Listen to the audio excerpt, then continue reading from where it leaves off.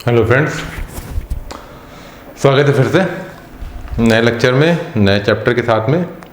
ठीक है, आज हम लोग देखेंगे, कौन सा देखेंगे? Chapter number 18। और इसमें कम क्वेश्चन पूछे गए बेटा चैप्टर नंबर 18 से, तो बैक टू बैक हम लोग चैप्टर नंबर 18 और चैप्टर नंबर 20 दोनों देख लेंगे।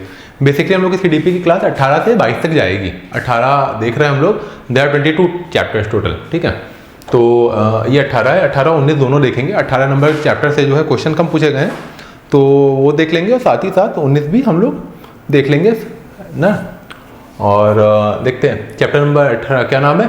ए problem solving and as a scientific investigator.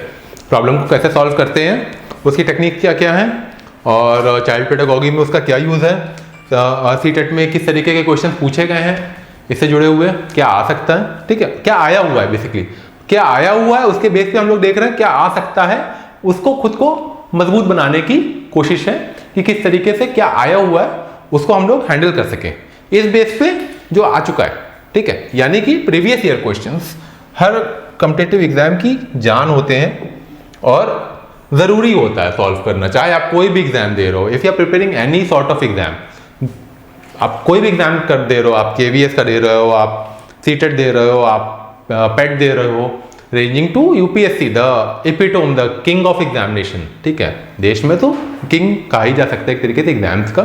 तो उसमें 3 तरीका होता है बेटा। सबसे पहले आपको सिलेबस देखना होता है, क्वेश्चन का, एग्जामिनेशन का सिलेबस क्या है। You have to memorise it properly, memorise the syllabus. ठीक है, दूसरा क्या करना होता है, आपको उस एग्जाम से जो भी रिलेटेड क्वेश्चंस है वो देखने होते हैं कि उससे रिलेटेड क्वेश्चन क्या पूछा गया है। ठीक है, फिर उसके बाद आता है काम पढ़ने का। आप पहले से शुरुआत नहीं कर सकते हो कि ये तो यही पूछा जा रहा है, इस तरीके से सिलेबस में दिया है हिस्ट्री ऑफ इंडिया। ठीक है, तो इंडिया की हिस्ट्री पे बेटा अगर किताब देखने आप जाओगे तो पूरी लाइब्रेरी की लाइब्रेरी भरी, आप क्या क्या पढ़ लोगे। ठीक है, तो आपने सिलेबस तो देखा कि हिस्ट्री ऑफ इंडिया लिखा है, लेकिन उसके बाद आप ये देखोगे हिस्ट्री ऑफ इंडिया में क्या पूछा गया है, तो वो कैसे पता चलेगा? लास्ट ईयर के क्वेश्चन से। तब आपको समझ में आएगा कि सिविल डिसोबीडियंस मूवमेंट पूछा गया है, आपको समझ में आएगा कि कास्ट मूवमेंट्स जो चले हैं, जो इंप्रूवमेंट मूवमेंट चले हैं वो पूछा गया है, स्वराज मूवमेंट पूछा गया है। ठीक है, क्विट इंडिया मूवमेंट पूछा गया है। उसके बाद आपको ये भी समझ में आएगा कि उसमें से क्या पूछा गया है। There are always 2 side of the questions. ठीक है, one is factual side, one is conceptual side. Concepts की तो कोई और छोर है ही नहीं, वो तो जाता ही जाएगा।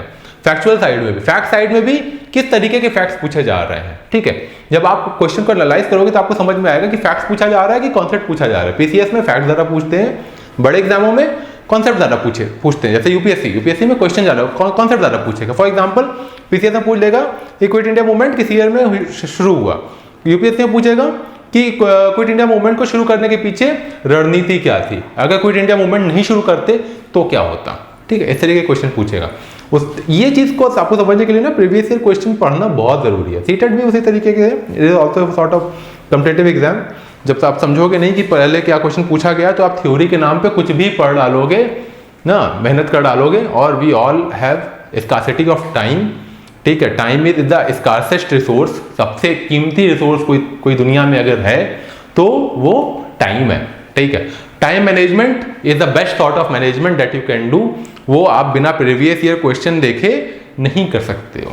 ठीक है, प्रीवियस ईयर क्वेश्चन आपको देखना ही देखना है। ठीक है, तो इसीलिए हम लोग बहुत जरूरी एक पोर्शन देख रहे हैं, previous year question. Previous year question में हम लोग देख रहे हैं बेटा, ये देखेंगे आज हम लोग problem solving and as a scientific investigator, chapter number 18 को देखेंगे। ठीक है, इसमें देखेंगे पहला क्वेश्चन। क्या क्वेश्चन है? Which of the following is the first step in the scientific method of problem solving. सबसे पहला मेथड कौन सा है प्रॉब्लम सॉल्विंग? प्रॉब्लम सॉल्विंग क्या होती है? आपके सामने कोई प्रॉब्लम रखी हुई है, मान लो ये कोई एक प्रॉब्लम है। ठीक है, आप पहले इसको क्या करोगे? समझोगे, एनालिसिस करोगे इसका, फिर आप करोगे स्ट्रैटेजी बनाओगे। ठीक है, स्ट्रैटेजी 1, स्ट्रैटेजी 2, स्ट्रैटेजी 3, फिर आप उसको क्या करोगे? ये देखोगे फिजिबिलिटी किसकी है, इंप्लीमेंट कौन सी हो सकती है। स्ट्रैटेजी तो ये भी है, स्ट्रैटेजी तो ये भी है, स्ट्रैटेजी तो ये भी है। फिर उस मान लो स्ट्रैटेजी 2 आपको फिजिबिलिटी स्टडी पे सबसे इंपॉर्टेंट सही लगती है कि स्ट्रैटेजी 2 फॉलो कर सकते हैं आप। स्ट्रैटेजी 2 को स्ट्रैटेजी हो गया हाँ स्ट्रैटेजी को आप बनाओगे और स्ट्रैटेजी 2 देखोगे आप कि इंप्लीमेंट हो सकती है, ठीक है। उसके बाद क्या करोगे, रिसोर्सेस क्या क्या लगेंगे इसमें, ठीक है। उसके बाद आप उसको इंप्लीमेंटेशन करोगे, फिर आप उसका फीडबैक लोगे, फीडबैक से फिर आप देखोगे प्रॉब्लम सॉल्व हुई कि नहीं हुई। अगर नहीं हुई तो आपकी बात S2 की जगह S3 लगा के देखेंगे, S1 लगा के देखेंगे। लेकिन सबसे पहला काम क्या किया, सबसे पहला काम पूरे प्रोसेस में किया बेटा एनालिसिस का। सबसे पहला काम एनालिसिस, प्रॉब्लम की एनालिसिस। प्रॉब्लम की एनालिसिस कैसे होगी, प्रॉब्लम की अवेयरनेस से। आपको अगर प्रॉब्लम की अवेयरनेस है तभी आप प्रॉब्लम को एनालाइज कर पाओगे कि प्रॉब्लम है क्या। आप कहते रहो मेरी तो पढ़ाई हो नहीं रही, उसके 10 कारण हैं। पहले रीजन ये है कि आप टाइम ही नहीं दे रहे हो, आपका टाइम मैनेजमेंट नहीं हो रहा है। आपके दोस्त ऐसे हैं कि जो आपको पढ़ाई के टाइम पे हमेशा उठा के लेके चले जाते हैं। चौथा कारण ये हो सकता है कि आप फोन में इतना ज़्यादा टाइम दे रहे हो कि आपकी पढ़ाई नहीं हो पा रही है। छठवां कारण ये है कि आपकी सेहत नहीं सही है। सातवां कारण क्या हो सकता है, इस तरीके से there can be n number of कारण, एन नंबर ऑफ रीजन। तो आपको पहले प्रॉब्लम समझना पड़ेगा कि मेरे साथ प्रॉब्लम है क्या, ठीक है। प्रॉब्लम सॉल्विंग का पहला तरीका ये है प्रॉब्लम अवेयरनेस, ठीक है। तो first step in the scientific problem method solving is problem awareness. अगले क्वेश्चन पे आते हैं, a teacher can make problem solving fun. Problem solving के मेथड को टीचर जो क्या कर सकता है, बड़ा मजेदार बना सकता है। कैसे, एक्सेप्ट। ये देखिए मैं बार बार कहता हूं क्वेश्चन को सही से पढ़ना बहुत जरूरी है, ठीक है। एक्सेप्ट यानी कि इसमें से 3 ऑप्शन ऐसे होंगे जो प्रॉब्लम सॉल्विंग के मेथड को आसान बनाते होंगे, और एक प्रॉब्लम, एक तरीका ऐसा होगा जो गंदा बनाता होगा, खराब बनाता होगा, जिससे प्रॉब्लम सॉल्व नहीं हो सकती है, ठीक है। तो जो नहीं हो सकती है उसको हमको एनालाइज करना है और समझना है। Providing endless opportunities for creative thinking, ठीक है। ये तो एंडलेस अपॉर्चुनिटीज टीचर की रिस्पॉन्सिबिलिटी है, it's a duty for teacher to provide endless, अनंत संभावनाएं और अवसर दे बच्चों को। यही तो काम है टीचर का, और क्या काम है। Giving time for free play, बिल्कुल सही बात है। आप सिर्फ पढ़ाते रहोगे और गेम वेम नहीं होगा तो बच्चा कहेगा अरे ये स्कूल तो खराब है, दूसरा स्कूल में डालो, उसमें बड़ा गेम अच्छा होता है। Providing open ended material. Open ended material का मतलब क्या हो गया, ओपन एंडेड मटेरियल मतलब कि कोई बुक बना दी, फॉर्मूलेज की दे दी, कहीं भी लगाओ, इंप्लीमेंट करो, ढेर सारे फॉर्मूलेज लिखे हुए, ओपन एंडेड मटेरियल है। ये भी एक तरीका है, यानी कि ऑप्शन 1 ही गलत है। क्या लिखा हुआ है, चलिए पढ़ लेते हैं। Accepting the expecting perfecting from the student while they are typing for होगा फॉर फ्री प्ले, यानी कि परफेक्शन। बेटा यहाँ पे परफेक्शन होगा, ये परफेक्शन लिखा है। एक्सपेक्टिंग द परफेक्शन, आप बच्चे से बिल्कुल परफेक्शन मांगने लगो कि वो बच्चा बिल्कुल परफेक्ट ही है हर चीज में। परफेक्शन कौन है, परफेक्ट कौन हो पाएगा। We try to be perfect, no one is perfect. भगवान को छोड़ के कौन परफेक्ट है, इंसान है, इंसान तो गलतियों का पुतला है। तो टीचर अगर कहने लगे छोटे छोटे बच्चों से कि बेटा तुम परफेक्ट अगर नहीं हो तो स्कूल मत आना, भाग जाओ यहाँ से, ठीक है, तो बच्चा तो भाग ही जाएगा स्कूल से, क्लास नहीं आएगा, ठीक है। भगवान को छोड़ के कोई परफेक्ट है, कोई नहीं है। तो एक्सपेक्टिंग द परफेक्शन, अगर आप टीचर बच्चे से परफेक्शन मांगने लगे तो कहां से काम चलेगा, बच्चा तो गलतियों का पुतला होता है, ठीक है। Which of the following characteristic is the hallmark of problem solving. इसमें से कौन सा बेटा ऐसा कैरेक्टरिस्टिक है जो हॉलमार्क है, सबसे बढ़िया बिल्कुल इंपॉर्टेंट तरीका है प्रॉब्लम सॉल्व करने का, बिल्कुल पेट वे। प्रॉब्लम इज ओरिजिनल, प्रॉब्लम तो सारी ओरिजिनल है, हम सब बहुत ढेर सारी ओरिजिनल प्रॉब्लम से फेस कर रहे हैं, उसका कोई मतलब नहीं है। Problem is based on only, फिर से देखिए ओनली आ गया, ओनली खतरनाक है, काटो इसको, ठीक है। They are usually one approach for getting the right answer, they is usually one approach नहीं, they is multiple approach, there is multiple approach. Strategy 1, strategy 2, strategy 3, strategy 4, strategy 5, strategy 6, strategy 7।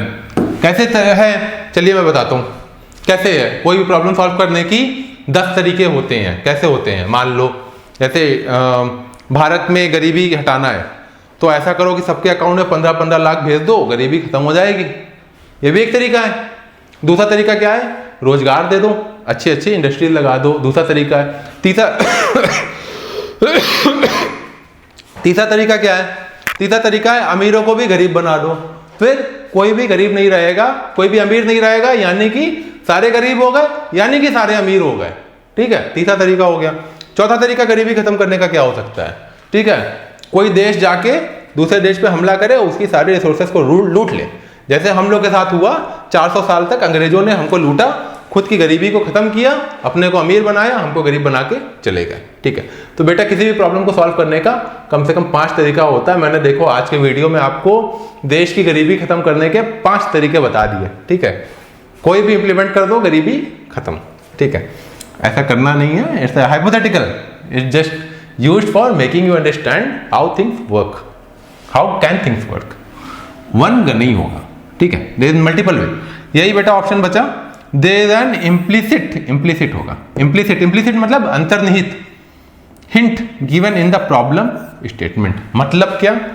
इस कोई सवाल में ही जवाब छुपा है। वही जो मैं कहता रहता हूं, आप सवाल को सही से पढ़ो और जवाब आपको खुद ब खुद चिल्लाने लगेगा कि हम पे टिक करो, हम पे टिक करो, हम सही हैं, मैं सही हूं। ऑप्शन खुद बोलेगा और ऑप्शन नहीं बोलेगा कि मैं गलत हूं।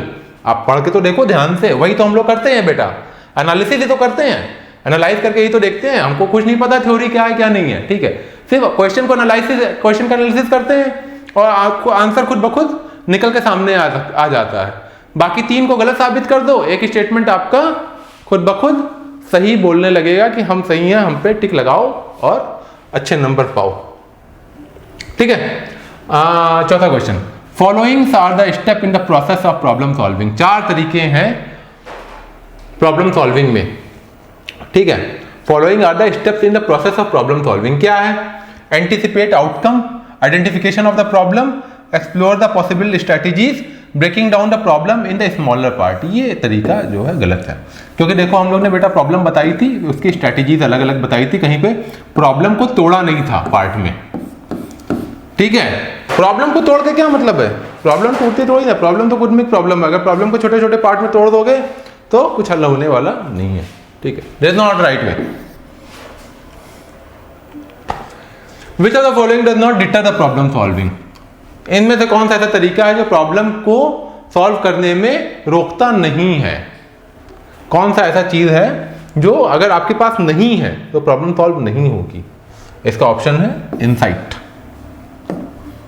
ठीक है, which students are given an opportunity to discuss the problem in group, this learning curve, there learning curve. जब छात्रों को ऐसा मौका मिले कि वो प्रॉब्लम को डिस्कस कर सकते हैं ग्रुप के साथ में।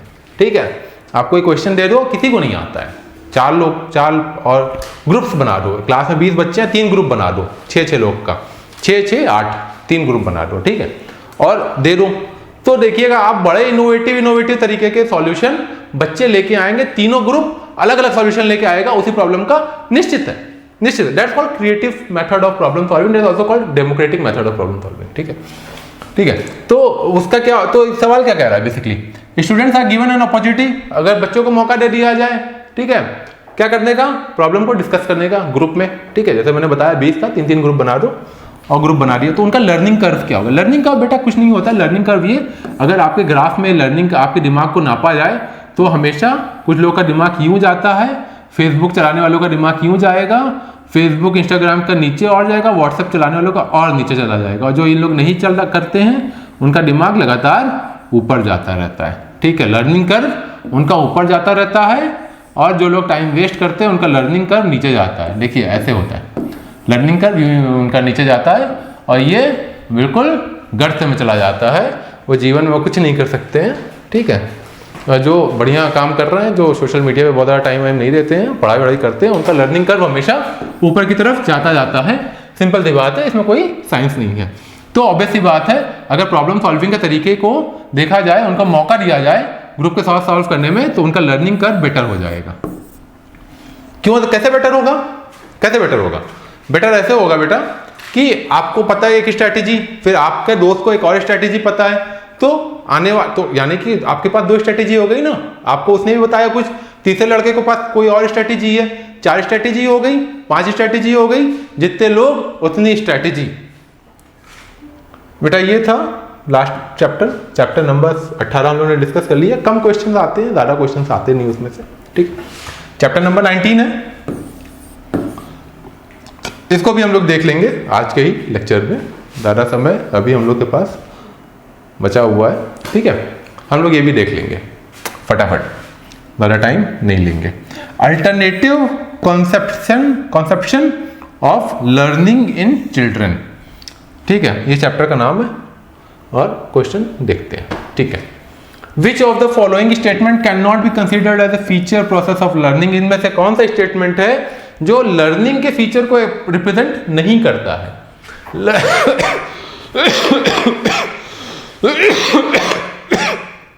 सॉरी, ठीक है। Which of the following statement can not be considered as a feature of learning, learning के प्रोसीजर को, कॉन्सेप्ट को कौन सा स्टेटमेंट दर्शाता नहीं है। क्या क्या देखा है, unlearning is also a learning process, कोई चीज को ना सीखना भी, जैसे मान लो आपने कोई चीज सीखी, डिवाइड करना सीख लिया, कैसे सीखा, मल्टीप्लाई सीख लिया, मान लो 3 एकनम 3, 3 दूना 9, अब आपने याद कर लिया इसको, बिल्कुल कंठस्थ कर लिया, 3 दूना 9 होता है, ठीक है, बिल्कुल रट्टा मार लिया, 3 साल से किसी को गाते रहे 3 दूना 9 होता है, ठीक है। फिर आपके पास एक टीचर आया जैसे डंडे के बल पे आपको समझाया कि 3 दूना 6 होता है, आपको पहले तो अनलर्न करना पड़ेगा, 3 दूना 9 नहीं होता है। तो unlearning is also a method of process of learning, आपको पुरानी चीजें भूलनी पड़ती हैं जो आपने गलत तरीके से सीखी है, तभी आप नई चीजों को सही तरीके से सीख पाओगे, ठीक है। तो ये सही तरीका है।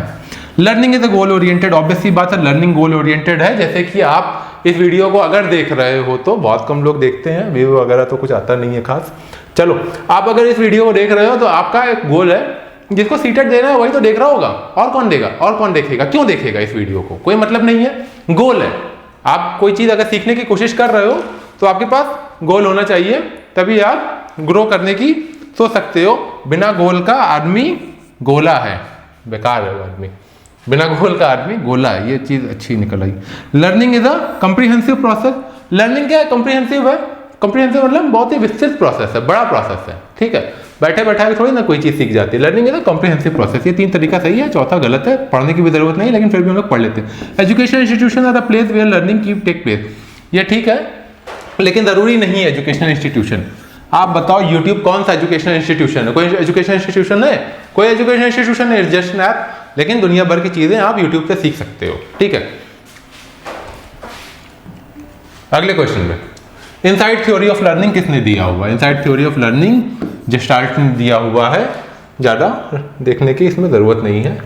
A young children respond to a new situation on the basis of the response made him in the similar situation as in the past, past होगा ये, एज इन द पास्ट। ये क्या दिखाता है, कोई बच्चा है, सवाल फिर से पढ़ लेते हैं, ठीक है, सवाल पढ़ना बार बार बहुत ज़रूरी है, ठीक है, सवाल बार बार पढ़ो आप, जब अगर क्वेश्चन नहीं समझ में आएगा तब तक आप आंसर नहीं दे पाओगे।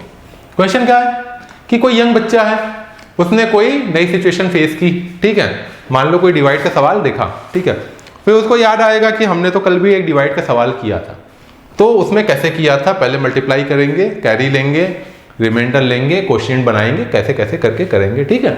तो यानी कि वो अपनी पुरानी चीजों को याद कर रहा है नई प्रॉब्लम को सॉल्व करने में। इस कॉन्सेप्ट को कहते हैं law of effect of learning, याद रखिए। PT teacher, physical trainer, PT physical training होती है ना हर स्कूलों में, want her students to improve fielding in the game of cricket.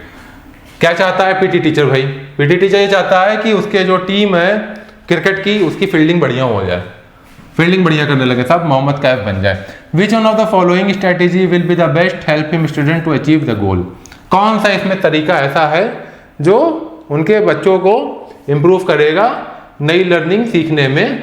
उसमें है बेटा students how important is for them learn to field, उनके पहले दिमाग में ये बात डालना जरूरी है कि बेटा fielding is also very important.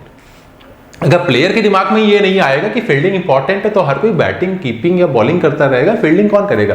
पहले तो आप उसके दिमाग में, पीटी टीचर को दिमाग में बच्चों को ये डालना है अपनी टीम के कि बेटा जितना इंपॉर्टेंट बैटिंग है, जितना इंपॉर्टेंट कीपिंग है, जितना इंपॉर्टेंट बॉलिंग, उतना ही इंपॉर्टेंट फील्डिंग है।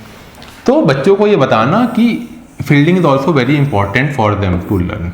ये सही ऑप्शन इसका होगा। ठीक है। A teacher never give answer to the questions herself.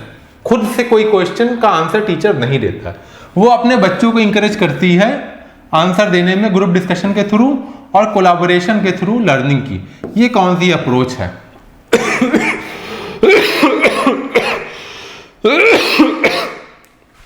Sorry. ठीक है। खुद से आंसर नहीं देती हैं टीचर, बच्चों को प्रमोट करती हैं कि वो भी आंसर देने का कोशिश करें। ठीक है। ये बेटा पार्टिसिपेशन प्रमोट करता है, सीधी सी बात है। बच्चों का पार्टिसिपेशन होना चाहिए आंसर में, एक्टिव पार्टिसिपेशन, यानी कि हम सवाल करें, आप जवाब दो, आप सवाल करो, हम जवाब दें, तो सब लोग पार्टिसिपेट कर रहे हैं उस प्रोसेस में। सिंपल सा है, इसमें कोई विशेष ज्ञान की जरूरत नहीं है। रेडिनेस फॉर लर्निंग, तत्परता, तैयारी। रेडिनेस मतलब तैयारी, तत्परता। ऑफ लर्निंग का क्या मतलब है? तैयार रहना, बिल्कुल। ठीक है। Readiness of learning refer to present the cognitive level of student in the learning continuum. इसका ये आंसर सही है, बाकी आंसर गलत है। ये आप देख सकते हो आपके सामने स्क्रीन पे। विच one of the following is a factor that affect learning process. कौन सा ऐसा फैक्टर है जो लर्निंग प्रोसेस को अफेक्ट करता है सबसे ज्यादा? Fear of failure. Fear of failure से अफेक्ट थोड़ी ना होता है। कंपटीशन, कंपटीशन तो जरूरी है, होना ही चाहिए। प्रेशर से कोई आदमी सक्सेसफुल नहीं हो सकता है। सबसे meaningful association is the most important factor. Meaningful association क्या मतलब है कि मान लो, चलो मैं बहुत आसानी से एग्जांपल लिख देता हूँ, उससे आप समझ जाओगे। मंगल ग्रह पे पानी की कमी है, ठीक है, लेकिन उससे कोई जुड़ाव है? मंगल ग्रह पे पानी की कमी है तो है, हुआ करे, हमको क्या करना है? हमारे घर में पानी की कमी थोड़ी ना है। एसोसिएशन ही नहीं हुआ प्रॉब्लम का। प्रॉब्लम का अगर आपसे एसोसिएशन है तभी तो आप सॉल्यूशन खोजोगे। ठीक है। चाइना में कोरोना था तब तक कोई प्रॉब्लम नहीं थी। कोरोना की प्रॉब्लम तब आई जब हमको खुद प्रॉब्लम आई, हमारे घर तक प्रॉब्लम, कोरोना चल के आ गया तब problem I. That's called meaningful association. जब प्रॉब्लम हमसे एसोसिएट हुई तभी तो हम सॉल्व करेंगे, तभी तो हम लर्न करेंगे, तभी तो हम नई चीजें सीखेंगे। प्रॉब्लम को नई चीजें सीखेंगे कब हम सीखेंगे? जब तक हमारा उससे मीनिंगफुल एसोसिएशन नहीं है। नहीं तो दुनिया तो प्रॉब्लम्स का भंडार है। ठीक है। Learning experience should be planned in a manner. Learning experience को ऐसे तरीके से प्लान किया जाना चाहिए। कैसे करना चाहिए? So to make learning meaningful. Obvious सी बात है, लर्निंग को ऐसे ही आप समझाओ कि लर्निंग यूजफुल रहे। ठीक है। ऐसी चीजें सिखा दो इंसान को कि जो मीनिंगफुल नहीं है, तो इंसान को सीख के कोई फायदा नहीं है उसका। ठीक है। विच one of the following given experience does not facilitate the meaningful learning. इसमें से कौन सा ऐसा ऑप्शन है जो लर्निंग के मेथड को फैसिलिटेट नहीं करता, सुविधाजनक नहीं करता है, प्रमोट नहीं करता? Presentation on the topic. Presentation तो जरूरी है, प्रेजेंटेशन तो होना ही चाहिए। डिस्कशन एंड डिबेट भी होना चाहिए। Formulating questions on the content, ये भी होना ही चाहिए, तभी तो आपको पता चलेगा कि बच्चे ने सीखा कि नहीं सीखा। रिपीटेशन, रिपीटेशन नहीं होना चाहिए। रिपीटेशन गलत बात है, रिपीटेशन से कोई फायदा नहीं होता है। ठीक है। एक ही चीज को अगर आपको समझ में नहीं आई तो आप उसको बार बार रिपीट करते रहो, तब भी समझ में नहीं आएगा। ठीक है। केजी क्लास के बच्चे को जाके बोल दो E = MC², E = MC², और एक साल तक उसको रटाते रहो आप, उसको एक साल के बाद भी उसका मतलब समझ नहीं आएगा। अगले क्वेश्चन पर लर्निंग। लर्निंग क्या है? Learning is not affected by learner emotional emotions. Emotions जो आदमी सीख रहा है उसके इमोशंस से लर्निंग इफेक्ट होती है? होनी तो चाहिए। ठीक है। लर्निंग इफेक्ट होती है इमोशन से? बिल्कुल होती है, बिल्कुल होती है। सीखने वाले के भाव से सिखाने वाले पे भी असर पड़ता है, और सिखाने वाले के भाव से सीखने वाले पे भी असर पड़ता है। भावात्मक रिश्ता है दोनों के बीच में। Is influenced by learner emotional, बिल्कुल सही था ऑप्शन है, सही है।